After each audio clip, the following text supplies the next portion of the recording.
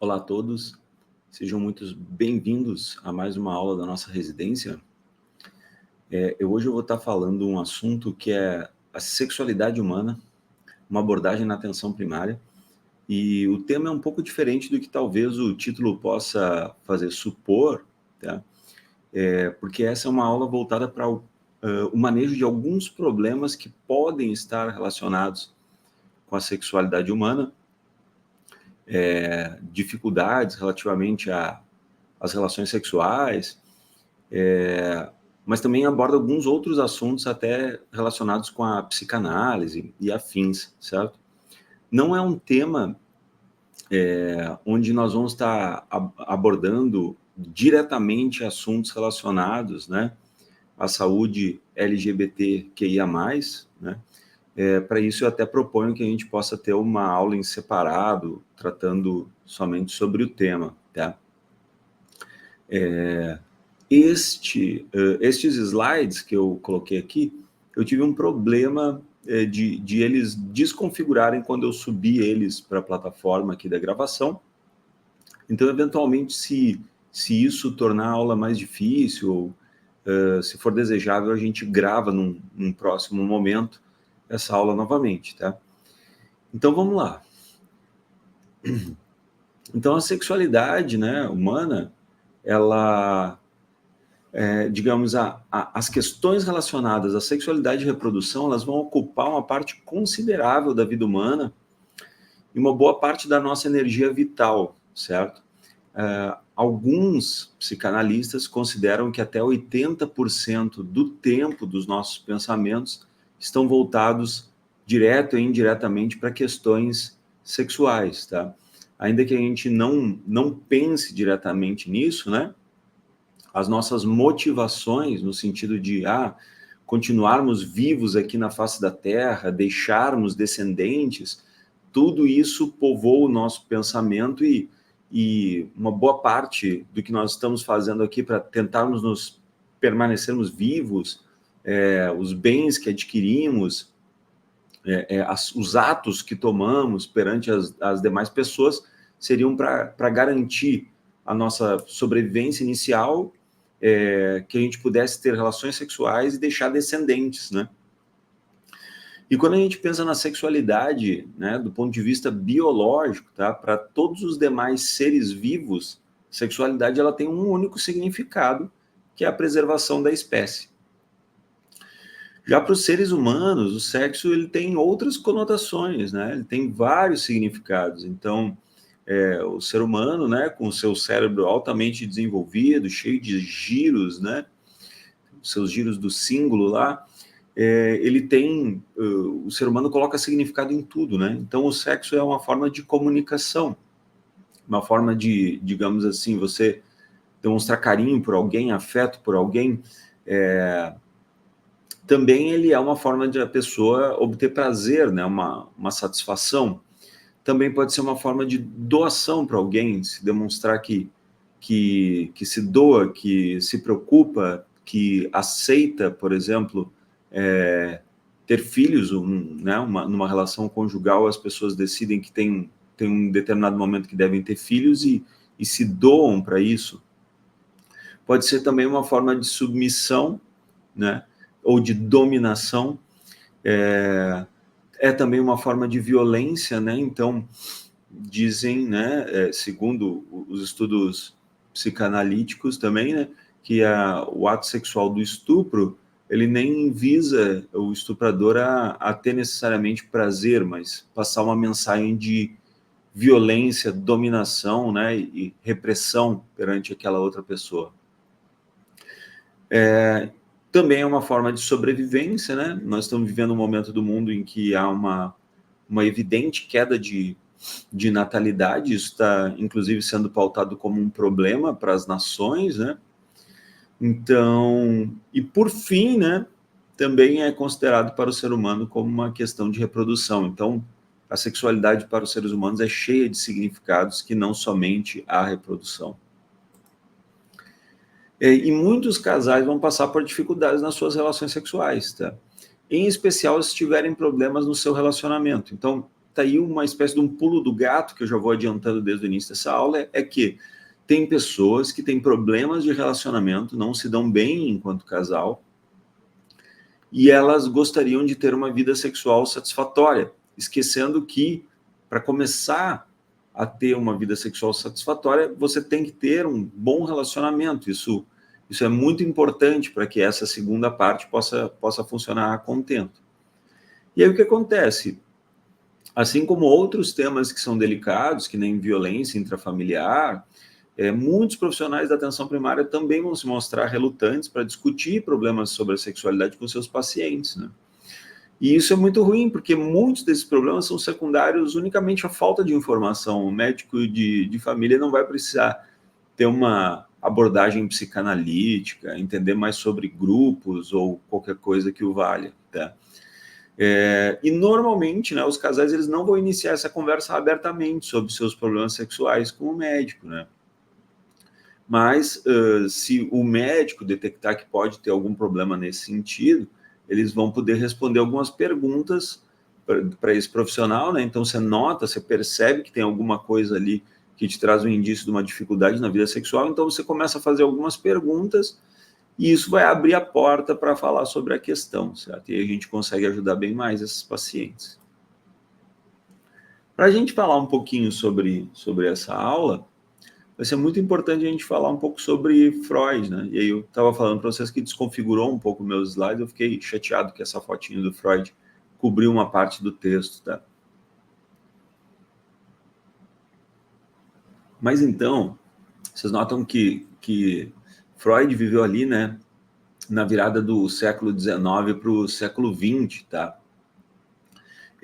Então ele era um médico austríaco, né? Então ele viveu uma boa parte da vida dele em Viena, mas depois, né, ele acabou fugindo, né, para Londres, né?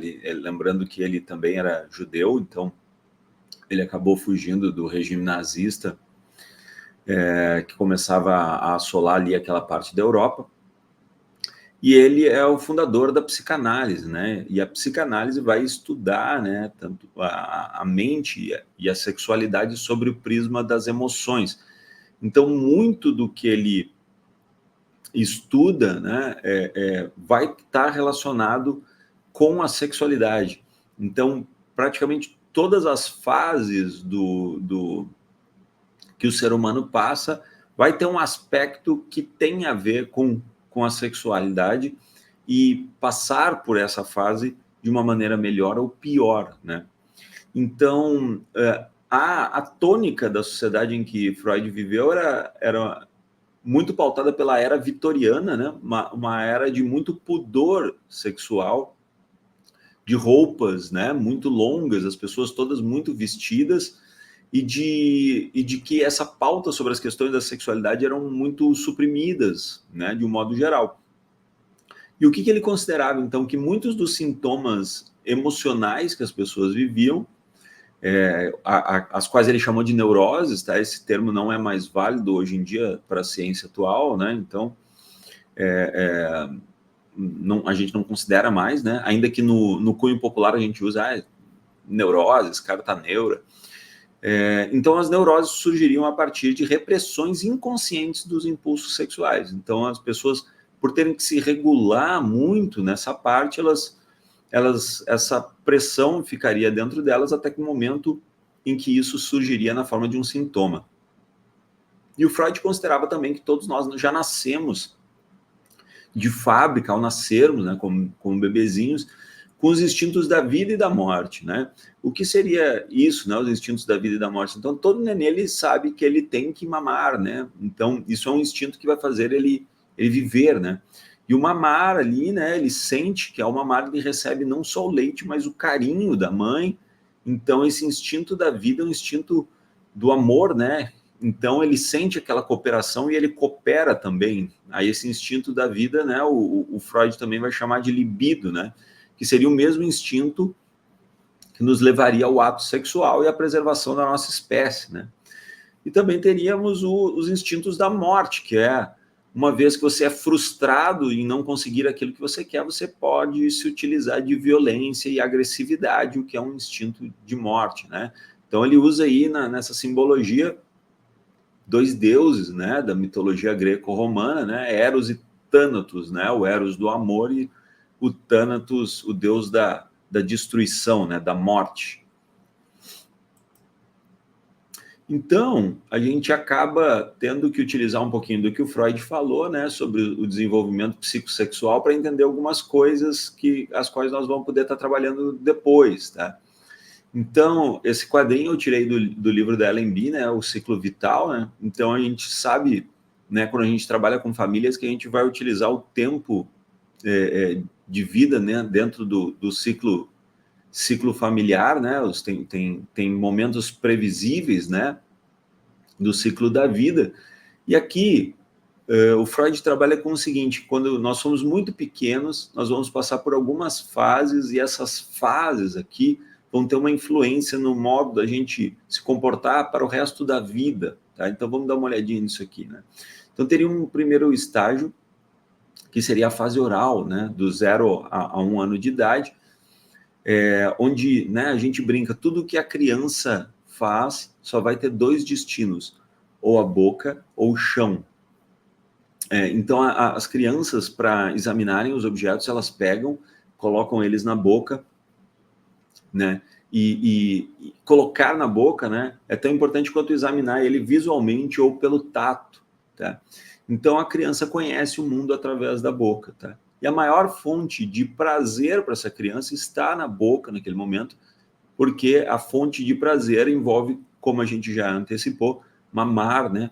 Então, ao mamar, ele recebe não só o alimento, mas também o carinho da mãe, tá? E qual que é a primeira tarefa desenvolvimental, né? Que é uma fonte potencial de conflito. O que é isso? É uma fase da vida que a gente tem que superar, e se a gente supera ela melhor ou pior, a gente vai lidar melhor ou pior com os nossos sentimentos no futuro, né? A nossa maturidade enquanto pessoa vai ser melhor ou pior, dependendo de como a gente lida com aquilo, né? Então a gente tem que promover o desmame, todo mundo vai ter que ser desmamado um dia, né? E aí o que acontece? Se isso foi feito de uma maneira tranquila, o desmame, a criança vai entender isso, né? Vai estar pronta para a próxima fase, né? E vai lidar bem com essa frustração no futuro, né? Então, se por algum motivo, né, por algum relacionamento meio diferente, tortuoso, problemas, né, a criança tiver alguma fixação nesse estágio, ela pode ter um comportamento oral ao crescer. E aí Freud exemplifica como o ato de fumar, como buscar uma satisfação oral, reagir exageradamente, né? O que é isso? A criança queria mamar e ela chorava e não recebia o peito, e chorava e não recebia o peito. Quando ela fazia um escarcéu, chorava muito, a mãe dava o peito. Então essa pessoa na vida passa a reagir exageradamente, como também uma forma de comunicar para o mundo que as coisas só se resolvem dessa forma, né? Ela aprendeu que as coisas só se resolvem dessa forma. Da mesma forma, passividade e credulidade podem surgir naquelas pessoas em que qualquer chorinho que o bebê desse, a mãe já enfiava o peito. Então, tipo assim, a pessoa nem reclama com relação ao mundo, ela chora um pouco, pum, peito na boca, né? Então ela nem reclamava, ela vira uma pessoa passiva e crédula, porque ela acha que qualquer problema que ela tiver, alguém já vai resolver esse problema muito rapidamente, tá? Seguindo, então, aí, segundo Freud, na próxima fase é a fase anal, entre os 2 aos 3 anos de idade, né? Onde a zona erógena é o ânus, tá? Então, a criança vai se perceber que tem um ânus, ela vai perceber que existe um tato, uma sensibilidade ali local, e ela vai estar aprendendo a fazer o controle esfincteriano, né? Então, ela nessa fase aí, ela está controlando a urina e as fezes, e está sendo feito a retirada das fraldas, tá? E aí, o que acontece? Existem pais que querem tirar precocemente a fralda e xingam e pressionam muito para que a criança resolva logo isso, né? E elas notam, né, as crianças, que fazer ou não o cocô traz uma espécie de recompensa também para o mundo, né? Então, se elas fizerem o cocô e notarem que os pais parabenizam, que ela controla, né, de fazer o cocô no vasinho, não fazer na fralda, né? Elas notam que se elas tiverem uma certa ordem, elas vão ser premiadas, né? Então, algumas pessoas vão ficar fixadas nisso e vão ter muita ordem, muita parcimônia, muita obstinação, né? E as crianças que eventualmente podem ser agredidas porque fazem o cocô ou que notam que aquilo ali gera um certo conflito ou desespero nos pais, podem acabar fazendo o oposto, né? Fazendo cocô e toda hora e deixando os pais aflitos e negociando com aquilo, tá? O fato é que o cocô é a primeira coisa realmente material que o ser humano consegue criar, ou seja, algo que ele faz que é palpável e visível, e tem crianças que eventualmente vão ter curiosidade de querer manipular, né? Na verdade, terão crianças, não, praticamente todas as crianças vão querer manipular e ver aquilo, né?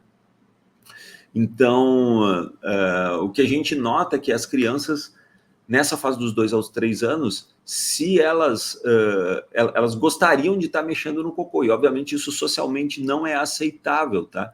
Então, crianças muito intranquilas nessa faixa etária, alguns psicólogos sugerem até que a gente dê massinha de modelar para elas brincarem, manipularem, entenderem que aquilo culturalmente é um substituto do cocô, e elas podem se sentir melhores com relação a isso e até facilitar essa retirada de fraldas, tá, dessa criança. Então, isso é muito interessante, tá? E a criança, ela tem muito orgulho com relação a essa prova material que ela cria, que é o cocô, tá? Então, eu nunca vou esquecer quando a minha filha mais velha era criança e ela estava nessa fase da retirada de fralda, um dia ela fez lá o cocô no vaso e ela foi chamar eu e a minha esposa. E aí, tinha lá vamos colocar assim, 2 pedaços de cocô, 2 toletes de merda lá. E ela pega e fala assim pra gente, ó, papai e mamãe, um para você e um para você. Então tinha 2 pedaços de cocô lá. E aí nessa fase do controle é importante a gente parabenizar, dizer, ô filha, que lindo e tal, e agora vamos dar tchau pro cocô, e você dá descarga, dizer tchau, cocô. Então elas entenderem que isso elas entenderem que ter esse controle é importante, e vocês vão notar que a criança tem realmente orgulho por ter controle pelo cocô e dessa prova material, tá?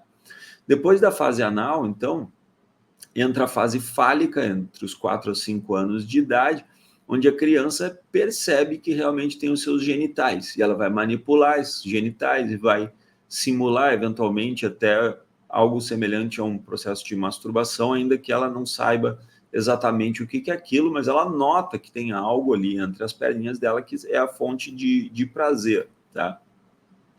E o que acontece nessa fase, né? É uma fase que pode surgir o interesse, né, pelo sexo oposto. E existe, em alguns casos, até uma espécie de uma fixação pelo seu pai, né, pelo seu genitor do sexo oposto. Então, as meninas eventualmente podem ter uma fixação pelo pai, os meninos pela mãe, né? Aquilo que Freud vai chamar de complexo de Édipo ou complexo de Electra, né? Então, ele fala, né, que simbolicamente, né, existe um desejo de que o pai ou a mãe, né, no caso, morra, né, a pessoa do mesmo sexo que ele morra, e ele assuma, digamos, o menino, né, tem um desejo interno de que o pai morra, e ele assuma um relacionamento com a mãe, substituindo o pai, tá? Isso tudo simbolicamente e subjetivamente, tá? Então, o menino, ele tem esse desejo, esse deslumbramento pela mãe, vamos colocar esse exemplo, tá? Só que o que acontece, né? Isso pode ser lidado de uma maneira pior ou de uma maneira melhor, tá? O que uma pessoa com uma personalidade madura vai ter passado na vida? Para ele vai ficar claro que a mamãe é do papai e o papai é da mamãe, e que ele não pode usar uma força contra esse poder maior que são dos pais, que possuem essa autoridade, e aí ele nunca vai conseguir, o menino nunca vai conseguir a mãe dele só para ele. E então o que ele faz? Ele faz um grande projeto de vingança, mas que é o grande projeto da vida adulta. Ele vai dizer assim, tá bom, papai, o senhor ganhou de mim, a mamãe é sua, mas o senhor vai ver, quando eu crescer, eu vou ter igual a mamãe só para mim. Tá? Então, esse seria um grande passo de amadurecimento para a vida adulta. Tá? E, segundo Freud, isso explicaria por que, né, pegando aquela frase da Elis Regina, né, ainda somos os mesmos e vivemos como os nossos pais, né, mas, enfim, quando crescemos, escolhemos para ser nossos cônjuges pessoas tão parecidas com os nossos pais. Tá? Bom, e aí o que acontece, né? Se isso não é lidado de uma maneira boa, né? Então, digamos, alguns exemplos que são muito dados, né? Então, se o casal sofre uma separação, o pai e a mãe se separam e a mãe fica com a guarda dos filhos. E digamos que um desses filhos está nessa fase, aí, na fase fálica, e a mãe coloca ele para dormir junto com ela na cama. Esse menino, ele começa a ter uma ambiguidade aí, né? E essa ambiguidade envolve assim, ganhei do meu pai, agora a mamãe é minha. E ao mesmo tempo ele passa a ter um sentimento de culpa. Poxa, será que o papai foi embora de casa por minha culpa? Porque eu peguei a mamãe para mim? Então isso pode gerar uma ambiguidade que pode levar para o futuro a um excesso de vaidade, sensualidade, né? Por parte das pessoas que acham que pode conquistar tudo, né?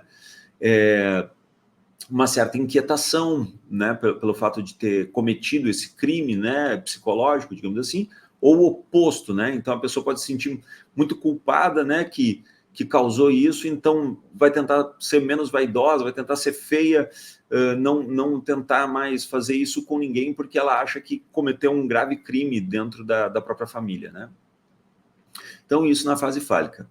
Depois entra uma fase da latência, tá? Que alguns, né, consideram como a melhor fase da vida, que é a fase dos 6 aos 12 anos, onde a criança ela vai ser criança e não vai ter nada disso povoando a vida dela, né, na cabeça dela. Ainda que por volta dos 7 anos a personalidade já esteja formada, tá? E a sexualidade possivelmente já esteja formada também. Então, a questão da pessoa se considerar ou heterossexual ou homossexual, ou outro aspecto da sexualidade vai estar formado já a partir dessa idade, né? E aí, nessa fase, né, então não tem nenhuma área, uma zona erógena específica, não existe nenhuma fixação nessa fase, né, nesse estágio, e aí que vai começar a se desenvolver os mecanismos de defesa, né?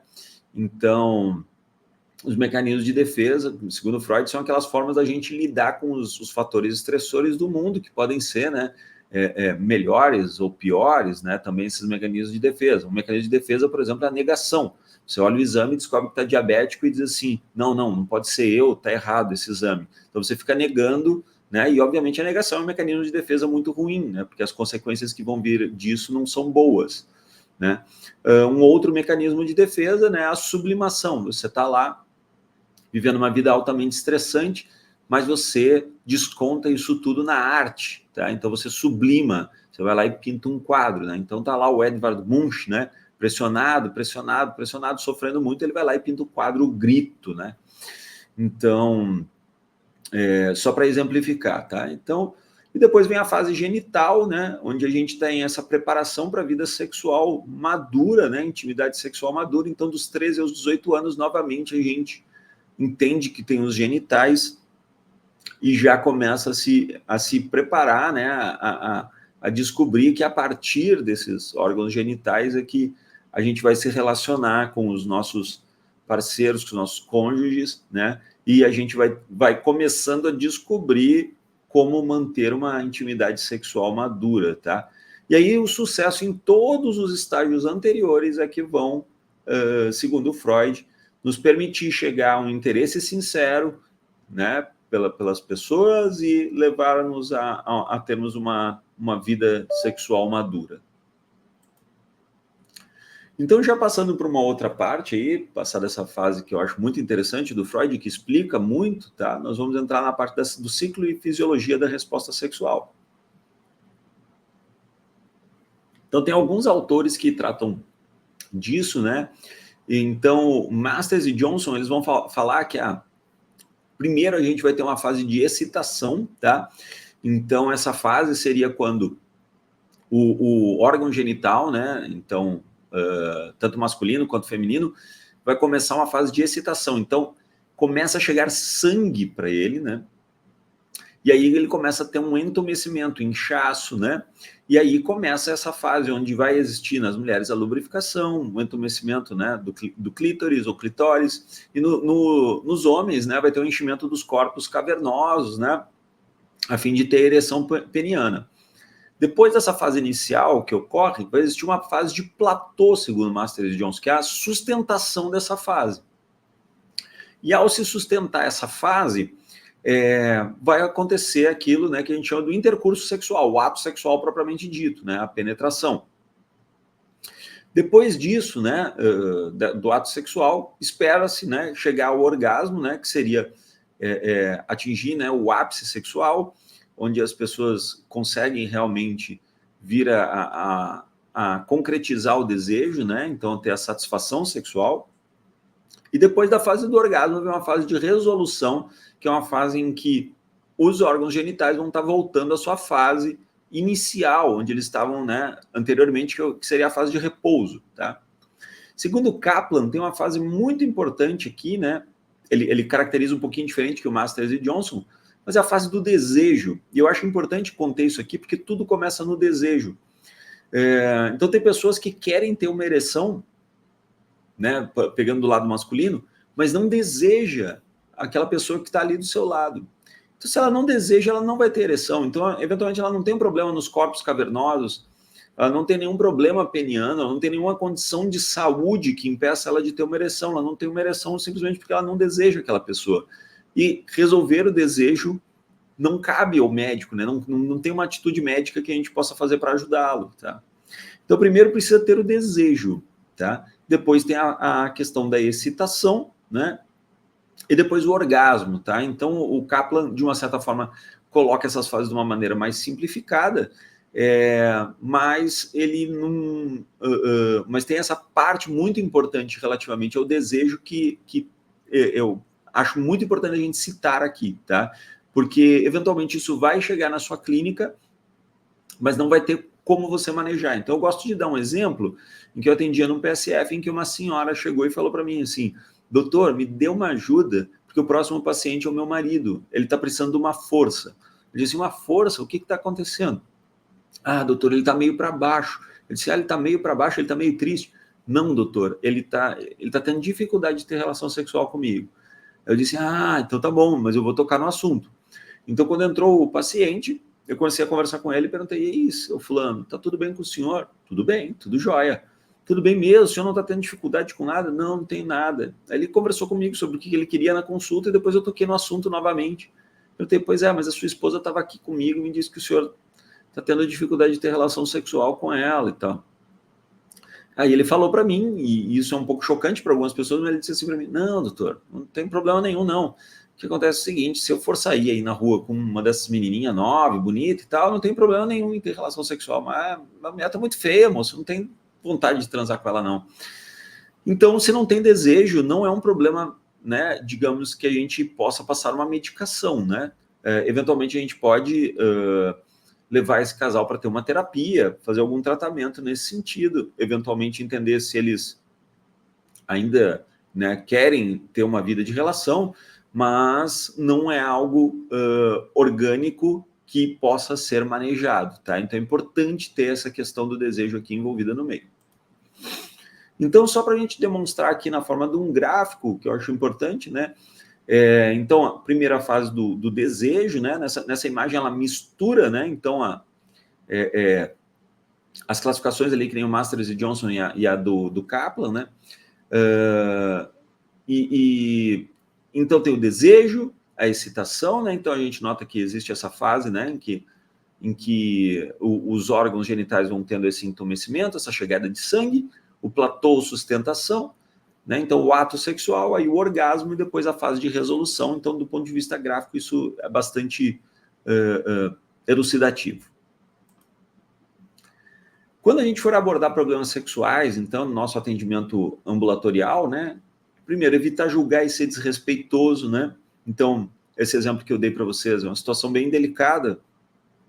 Como que a gente aborda isso, né? Como que a gente conversa sobre isso? Então, a gente tem que estar atento e sensível a valores sociais e culturais. Então, existem vários aspectos que a gente tem que valorizar. Eu eu atendi num local onde, durante muitos anos, existia essa cultura de exames pré-nupciais, tá? Que muitas vezes tinham indicação de até pastor evangélico pedia para vir e ter que a mulher e o homem viessem a fazer exames pré-nupciais.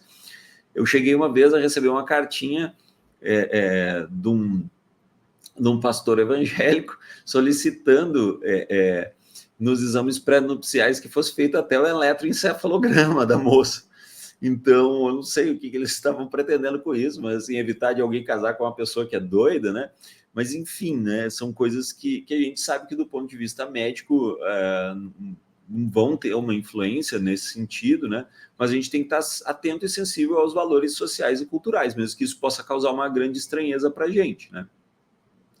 Então, a gente tem que estar à vontade para usar uma linguagem sexualmente explícita, né? Então, tem algumas coisas que são ruins. Então, você substituir o nome dos órgãos genitais por apelidos, isso não ajuda em nada, né? Então, a gente deve conversar explicitamente. Tem alguma dificuldade sexual? Em que momento? Tá? Tem dor?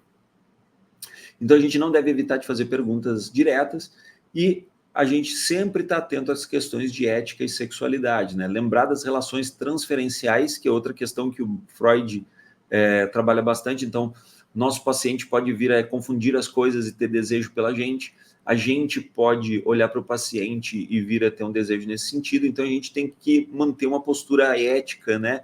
Entender, eu posso cuidar desse paciente? Eu corro risco, né? Assim, fazer esse exercício mental de passar a linha, né? Passar uma linha que seja considerada ética, né? Então, a gente tem que fazer essa análise e a gente tem que entender também se o paciente está tendo uma interpretação errada daquilo que a gente está tendo que abordar, né? Então, observar isso muito, tá? Então, na parte do exame físico, mais uma vez, eu sempre aconselho, né? Os médicos homens que forem examinar mulheres, né? Que tenham, né, uma acompanhante mulher, uma técnica de enfermagem, uma enfermeira, alguma outra funcionária da área da saúde, né? Então, o preceptor trazer uma residente mulher para fazer esse exame, para que não possa ter alguma questão transferencial aí diferente, e a mesma coisa das médicas mulheres que forem examinar homens, tá? Então, coisas que são muito importantes a gente saber identificar. É um problema sexual primário ou se trata de um reflexo de conflito de longa data no relacionamento, né? Então, a gente vê, né? É algo assim que tem... O casal já briga, ele tem outras coisas no meio, relações extraconjugais, outras histórias aí, né, que trazem mágoa, ressentimento, problemas de agressão física ou verbal, né? Então isso tudo influencia, né? Existe um problema na comunicação de ambos, né? Então, eventualmente, é simples a ponto de dizer que um dos parceiros gosta de alguma coisa e o outro não faz, e vice-versa, tá? Então, eventualmente, um problema na comunicação poderia resolver. Ambos os parceiros têm suficiente conhecimento sobre sexo, né? Então, eu já ouvi o relato de algumas mulheres que tinham medo, né, de praticar sexo oral porque achavam que poderiam engravidar dessa forma, tá? Então, eventualmente, a pessoa realmente não tem conhecimento de biologia o suficiente, tá? Então, precisam ser tiradas essas dúvidas de uma maneira tranquila e conversada, né? A ansiedade de querer alcançar uma melhor relação sexual está contribuindo para as dificuldades do casal. Então, existem homens que, se demasiadamente pressionados, podem ter dificuldade de ter ereção, tá? A gente vai ver isso aí na impotência secundária, né? Então, isso às vezes atrapalha. Então, às vezes, a coisa não está indo bem enquanto...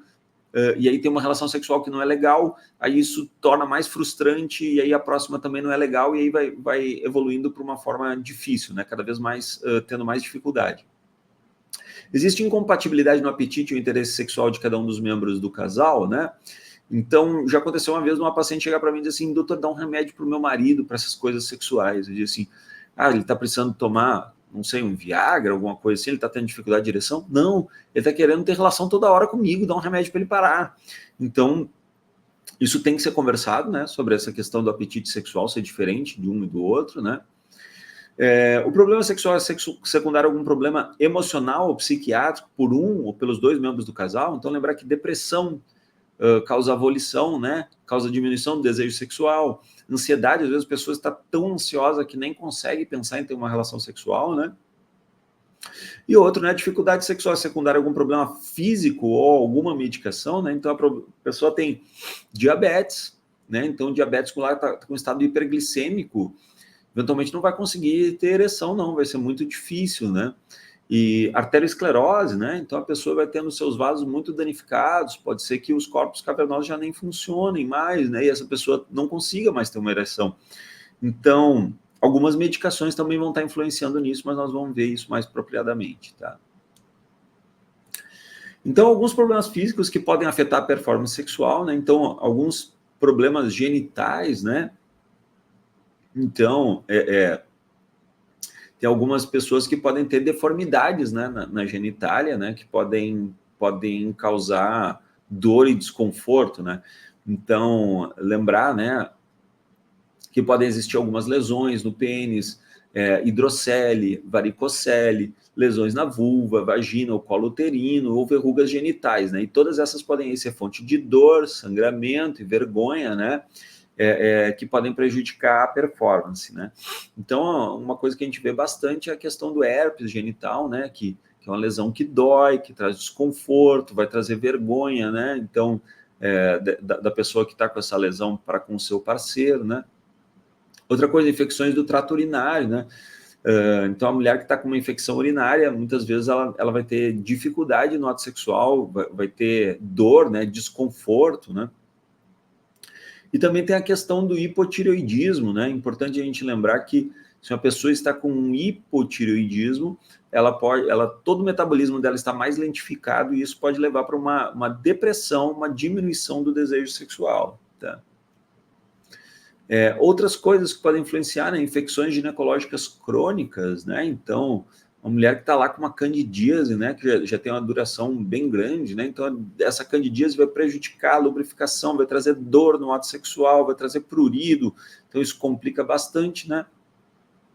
Então, a gente já mencionou aqui, né, do diabetes, né? Então, diabetes, às vezes, só uma hiperglicemia já atrapalha, mas com o tempo, né, podem dar alterações arterioscleróticas ou neuropáticas, então isso vai dificultar para o homem ter ereção, eventualmente ele pode ficar impotente realmente, né, sem uma possibilidade de alguma intervenção medicamentosa, tá?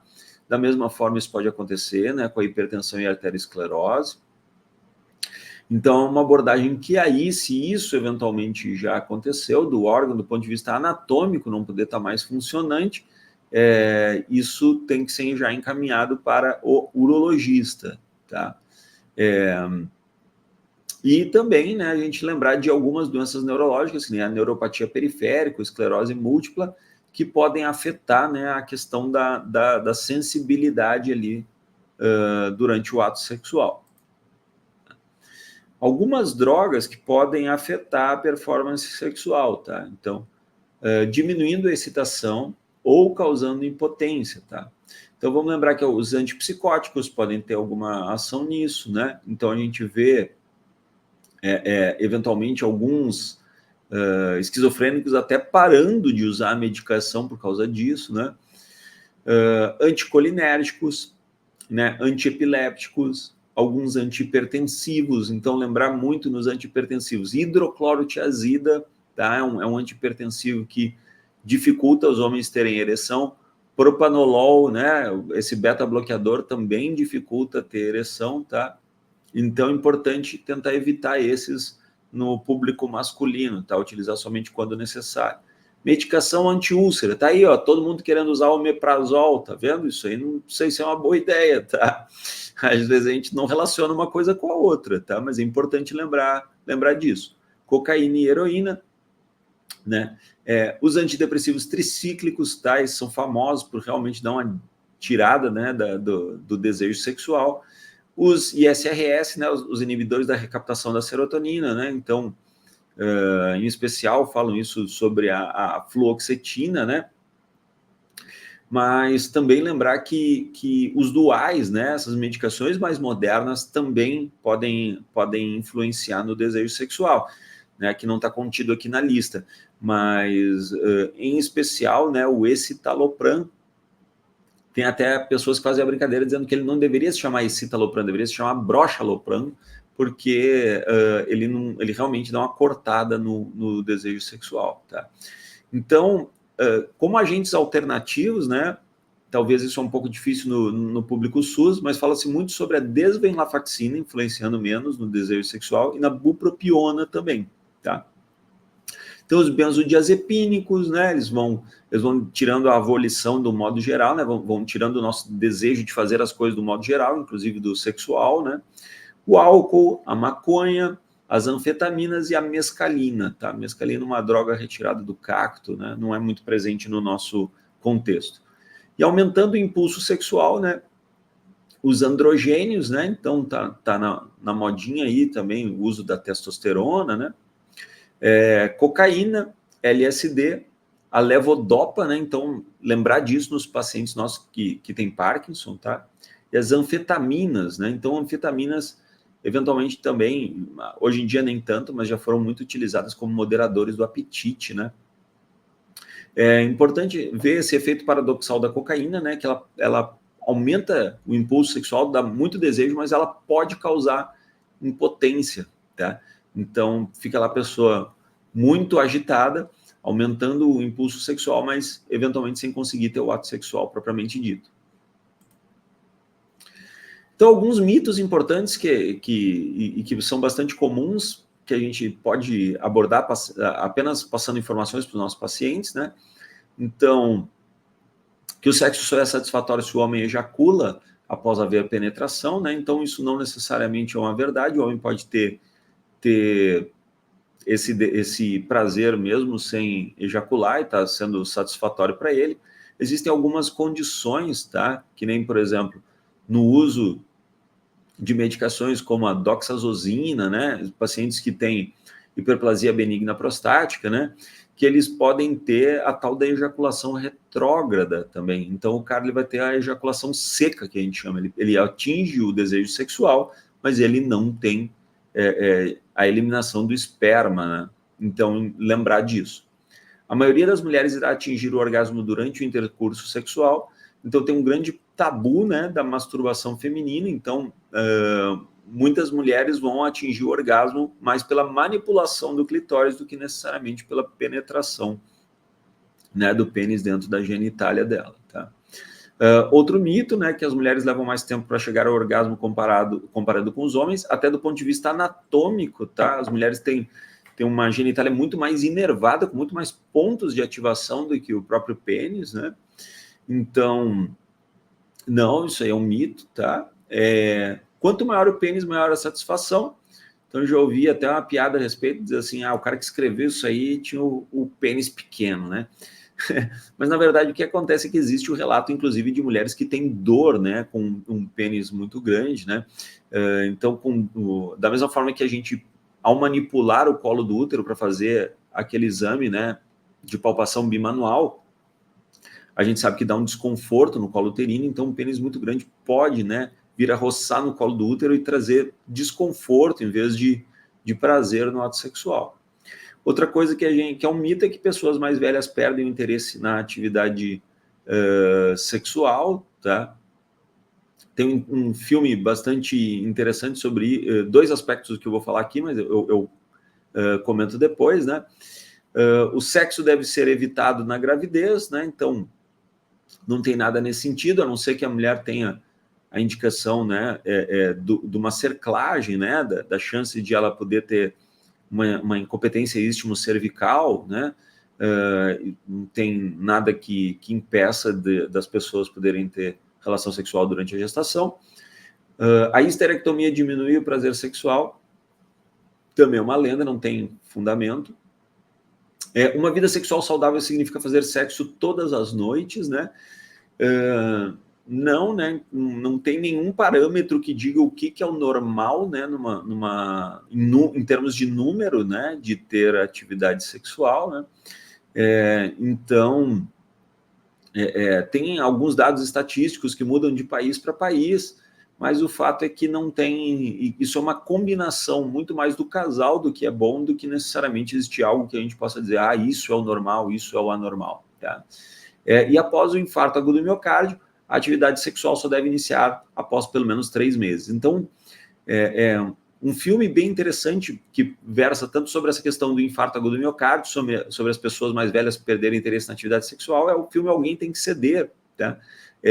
Então, onde um casal, né, duas pessoas de mais idade começam a ter interesse um pelo outro, e inclusive eles têm esse desejo de terem relações sexuais, né? E um dos personagens, né, o personagem masculino, ele infarta, né? E ele está querendo, né, treinar e melhorar o físico dele para ele poder ter relação sexual com essa senhora, né? E aí mostra exatamente isso, né? Ele não tem que esperar 3 meses para ter atividade sexual, mas ele tem que conseguir subir pelo menos 2 lances de escada sem dor no peito, tá? E aí e isso vai levar mais ou menos 4 semanas, em torno de 1 mês, tá? Então é interessante que no filme ele fica colocando como uma meta dele conseguir subir alguns degraus lá para ele poder vir a ter relação com essa senhora. Então, bem interessante. Tá? Então, os idosos vão ter sim interesse na atividade sexual e vai ser muito importante conversar sobre isso, e para muitos deles resolve a vida se a gente apresentar algo chamado lubrificante. Tá? Então, para as mulheres, normalmente existe essa dificuldade de ter a relação sexual por causa de dor ao ato, né? Dor na penetração, e a questão de apresentar o lubrificante, o seu uso, pode resolver muito a vida dessas pessoas, tá? Então, ao lidar com problemas sexuais, é importante a gente fornecer materiais educacionais relevantes. Seria legal se a gente tivesse alguns impressos para dar para os nossos pacientes, mostrar através de desenhos onde que está cada uma... como que é o órgão, né? Como que ele funciona, né? Ou saber explicitamente onde que está o problema, né? A pessoa poder apontar onde que está o problema com ela, né? Então é importante identificar problemas físicos ou de saúde. É importante estimular o casal a utilizar exercícios focados na sensação, né? O estímulo do prazer. Então o casal deve se conhecer. Então tem casais que têm um tabu assim muito grande, né? De que vai ter o relacionamento, né? E não apaga a luz, não vê o que está fazendo, não entende, não se toca, não fala para as mulheres, né? Então é muito importante essa parte das preliminares, né? Então o casal ele precisa ter essa parte da estimulação, né? Então os homens eventualmente são muito mecânicos, né? Ou pouco românticos nisso, né? Eles querem ter a relação pronto, né? Então no universo feminino é muito importante os preliminares, o contexto em que está acontecendo antes, né? Então o casal não pode estar brigando o dia inteiro e de repente querer ter uma relação sexual, né? Então tudo isso tem que ser trabalhado de uma maneira boa, né? Bom, dando sequência aqui. Então, retomando aqui, né? Manejando alguns problemas sexuais específicos, então tem a impotência masculina, né? E aí existe a impotência primária, que ela pode ser orgânica ou psicogênica. Então, a impotência primária é quando a pessoa nunca conseguiu ter uma ereção, né? E aí uma relação sexual satisfatória. Então, ela pode ser orgânica, digamos que a pessoa tem algum problema anatômico, tá? Algo que impeça essa pessoa de ter ereção, ou pode ser psicogênica mesmo, a pessoa passa por muito estresse, muito nervosismo e não consegue ter essa ereção, tá? E aí tem a impotência secundária, onde a questão psicogênica é mais importante, tá? Ela pode ter um papel importante aí, em especial nos jovens, tá? E aí, já nas pessoas mais velhas, ela pode ser regular ou intermitente, né? Então, a pessoa tinha ereções normais, daqui a pouco começa a ter dificuldades, às vezes está melhor, às vezes está pior, tá? E aí isso pode ter uma causa orgânica, em especial nas pessoas mais velhas, então o diabetes tem um papel importante nisso, a hipertensão tem um papel importante nisso, e a própria questão da idade, né? Vai ter uma influência nisso também, tá? Já nos mais jovens, tá? As questões psicogênicas e ansiedade com a performance são mais importantes. Isso acontece em especial quando há uma mudança, né, de casal. Essa pessoa tinha um relacionamento com uma pessoa antes e passa a ter relação com outra, e aí está muito nervosa, né? Tá preocupada com a performance e aí tem dificuldade de ter uma ereção, tá? Então é importante tudo isso ser conversado, tá? Sobre a ejaculação precoce, tá? Então é importante a gente abordar esse assunto, né? Com mudanças no comportamento, tá?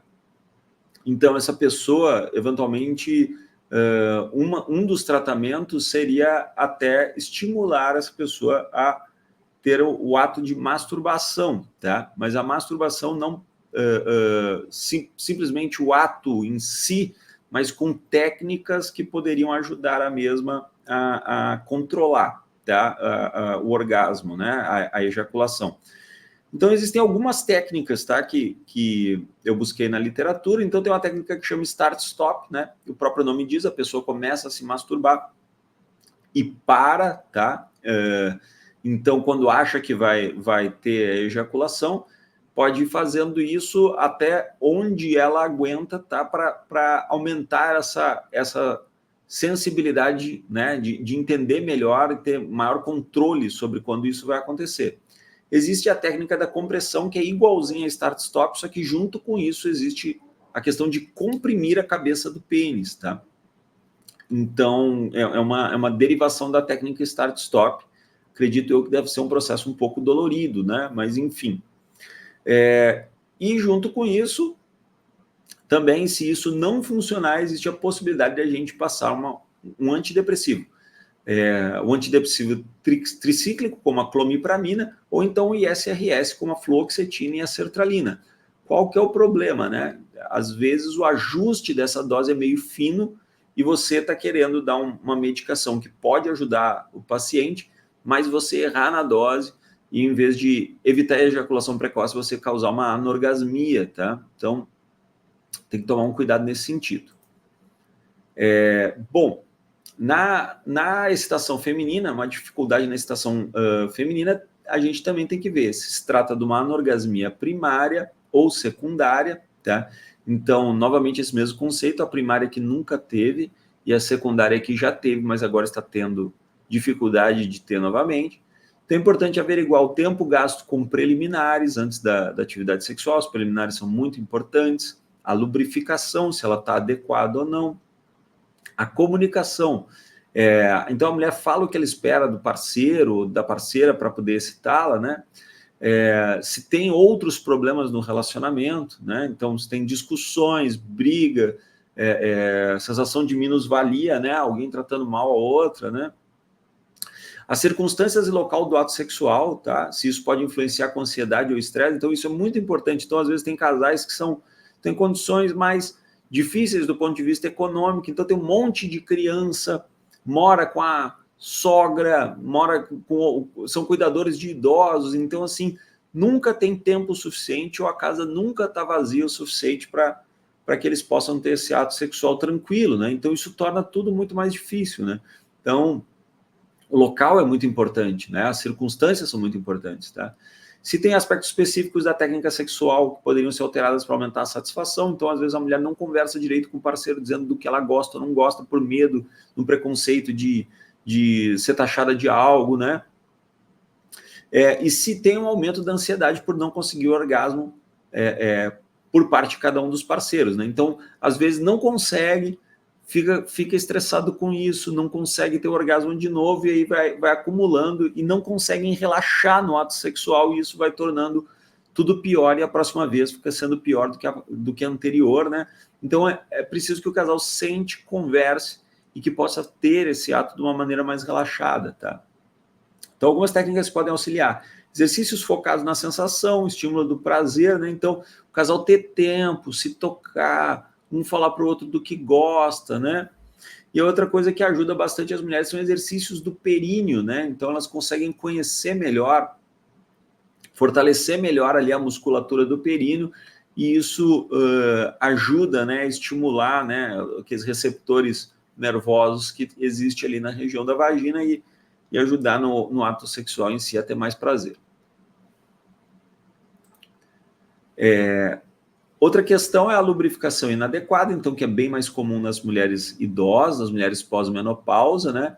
Então, é preciso orientar a esse respeito e, se necessário, prescrever o creme gel lubrificante, tá? Então, assim, já li em alguns referenciais teóricos que o gel lubrificante foi a revolução na vida sexual das pessoas de mais idade, tá? Então, nunca ter medo de propor ou orientar o uso de lubrificantes, tá?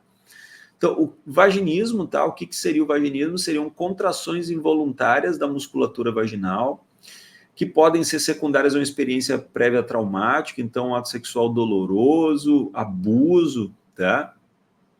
Então, isso tem que ser abordado com muito cuidado, tá? Se não puder somente ser resolvido na base da conversa e da orientação, eventualmente essa paciente vai precisar de um acompanhamento psicológico, tá? Para tentar ajudar nisso. A dispareunia, tá? É uma dor no ato sexual, tá? Que pode, né? E aí eu acho interessante afetar tanto homens quanto mulheres. Normalmente a gente usa o termo dispareunia só para mulheres, né? E apesar do vaginismo ser uma causa frequente da dispareunia, né? É importante a gente investigar uma causa orgânica, tá? Como uma doença inflamatória pélvica, endometriose, vulvovaginite, né? Alguns restos do ímen também, tá? Nódulos que possam estar ali presentes, infecções sexualmente transmissíveis ou medicações que podem estar interferindo na lubrificação vaginal, né? Então, novamente, ali os antidepressivos tricíclicos, tá? São medicações que influenciam nisso bastante, tá? Então, um exame urológico ou ginecológico completo pode ser necessário para a gente tirar dúvidas nesse sentido, tá? Então, às vezes, alguma verruga, algum nódulo, tá? Focos de endometriose fora da cavidade uterina, então é importante olhar isso, tá? E eu já mencionei aqui as vulvovaginites, né? E mesmo a cândida podem ser um fator de muito desconforto sexual. Bom, existe a questão também da sexualidade e a sua relação com os métodos contraceptivos, né? Então, existe a abstinência periódica, também chamada tabelinha, que é o método aprovado em especial pela religião católica, né? E aí, qual que é a questão aí envolvida, né? Existe um número certo de dias para ter a relação, e usualmente no período fértil é quando a mulher tem mais desejo sexual e é quando tem o maior risco de gravidez, tá? Então, a abstinência periódica, a tabelinha, ela é utilizada inclusive com dois sentidos. No sentido de você saber o melhor período para engravidar quando o casal está com esse desejo de ter filhos, e também o período de evitar quando o desejo for a contracepção, tá?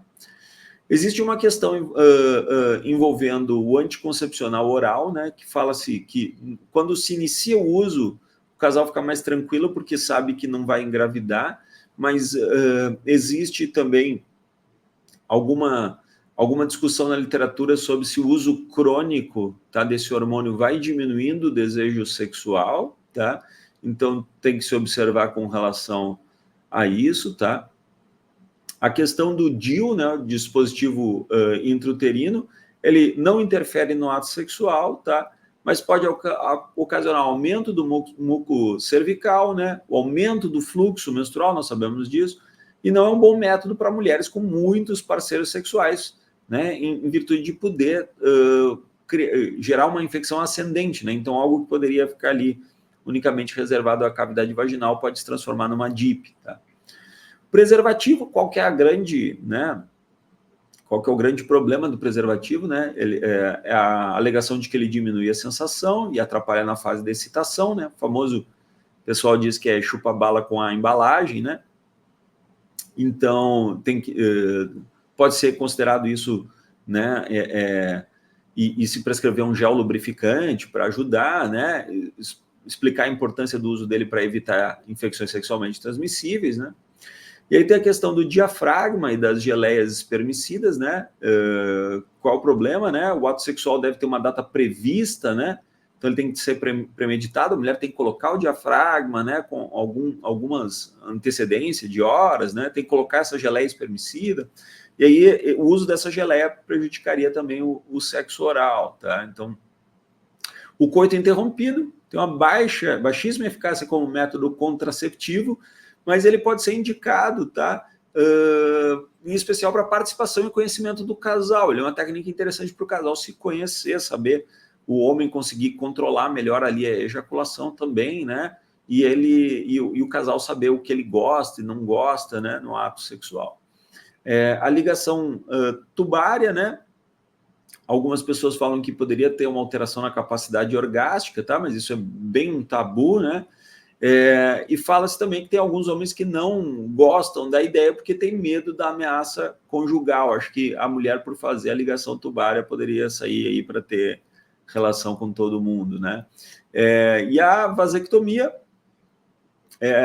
há quem diga que depois da vasectomia tem um aumento da frequência coital, né? Porque o homem está mais tranquilo ali, teoricamente, de que não vai conseguir engravidar a mulher, não vai engravidar a mulher. Mas tem também uma outra discussão se aumenta a infidelidade conjugal também por causa disso, né?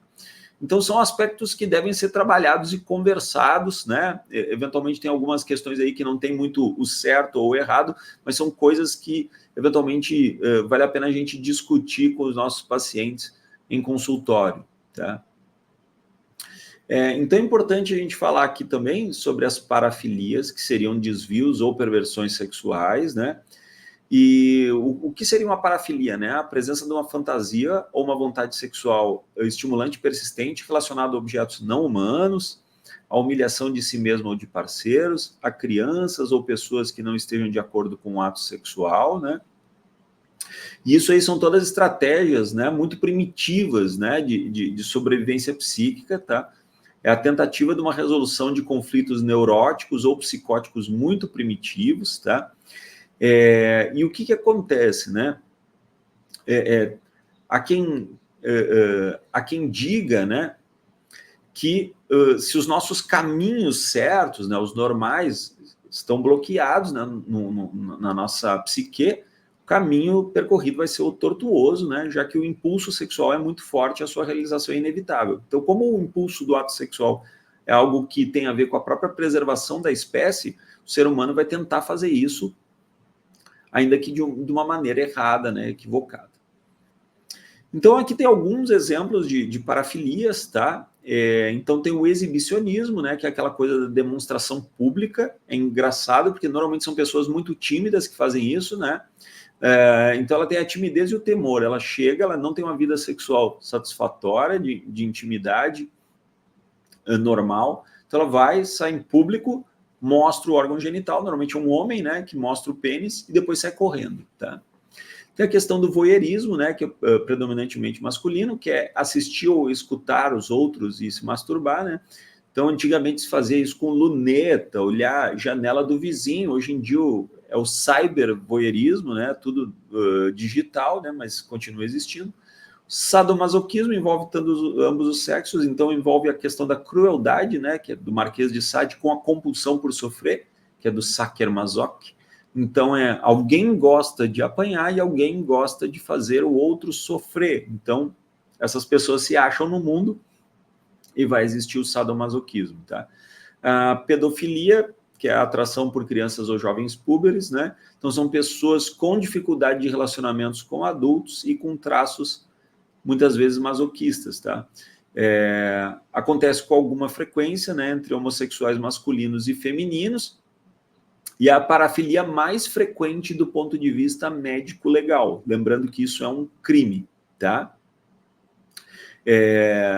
O fetichismo, né, predominantemente masculino, é a realização sexual somente com partes do corpo ou objetos do parceiro, especialmente roupas de uso pessoal. Então, tem pessoas que falam, fetiche, isso é fetiche para cá, fetiche para lá. Fetiche, na verdade, é quando todas essas parafilias envolve que essa pessoa só vai ter essa satisfação sexual com isso.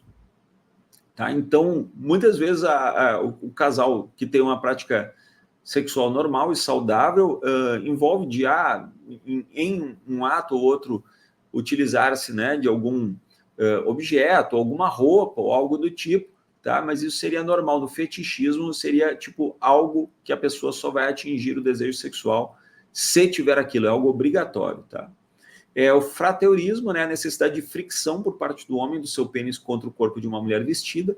Infelizmente, né, várias mulheres têm relato de homens que fazem isso em festas, em ônibus, né? Então, o cara fica friccionando a sua genitália contra o corpo da mulher, tá? E existe também o fetichismo com o travestismo, né? Que é o homem que ele tem que se vestir de mulher durante o ato sexual e só aí ele vai ter o seu desejo, digamos assim, o seu orgasmo atingido, né? Ele vai conseguir atingir o seu ápice sexual. Tá aí uma figurinha mostrando o exibicionismo, né? Como que ele se daria. Tá aí o tarado da feirinha. Seguindo adiante, então, tem os transtornos de identidade de gênero, tá? Na nomenclatura mais moderna seria disforia de gênero, que seria a crença ou desejo da pessoa em pertencer ao sexo oposto, apresentando a estranheza e sofrimento intensos com o seu próprio sexo e o seu papel sexual. E aí vão ter pessoas, né, vão ter pacientes que vão buscar a troca de sexo e que elas vão necessitar ser avaliados por uma equipe multidisciplinar, tá? Então isso ainda não é uma realidade para o SUS nosso aqui em Votuporanga, mas que tem sido cada vez mais frequente em grandes centros urbanos, tá? Então, conforme eu mencionei para vocês, nós não vamos aprofundar nessa aula sobre a saúde LGBTQIA+, mas só aproveito aqui esse momento para mostrar para vocês que existem literaturas a esse respeito, tá? Vários autores desse livro são pessoas que trabalham na atenção primária, tá? E eu acredito que num outro momento a gente pode estar trabalhando sobre esse tema com uma aula específica sobre isso, para a gente estar abordando algo nesse sentido, tá? Então tem questões mais aprofundadas, né? Sobre o transexualismo, sobre questões de gênero, tá? Que não foi o objetivo da aula de hoje que eu estive trabalhando, tá? Então, para finalizar, o que se espera do atendimento de sexualidade humana na atenção primária, né? Então, a gente ser capaz de coletar a história completa do problema sexual de um paciente, a gente se sentir à vontade para utilizar uma linguagem sexualmente explícita, ser capaz de coletar a história completa do problema sexual de um casal, ajudar um casal a identificar problemas no seu relacionamento sexual, ser capaz de orientar exercícios focados na sensação e ser capaz de recomendar leituras ou materiais educativos capazes de auxiliar casais, né? Então não é algo tão difícil assim. E quando a gente deve encaminhar, tá? Então, a gente sabe que na atenção primária muito vai do nosso feeling, do que a gente consegue e o que a gente não consegue manejar, mas seria importante encaminhar para terapia sexual, tá? Se o casal solicitar ajuda, né, que a gente achar que não é capaz de lidar, tá? E quando essas intervenções básicas que a gente tentou manejar, mostrar aí alguns exemplos na aula de hoje, não tiver uma resposta por parte dos nossos pacientes, tá? E quando que a gente deve aconselhar, né, para uma avaliação individual com o psiquiatra, né? Também isso varia, né, de acordo com o que a gente vai conseguir lidar lá na atenção primária, mas é importante avaliar na anorgasmia primária pessoas que nunca conseguiram ter um orgasmo, né?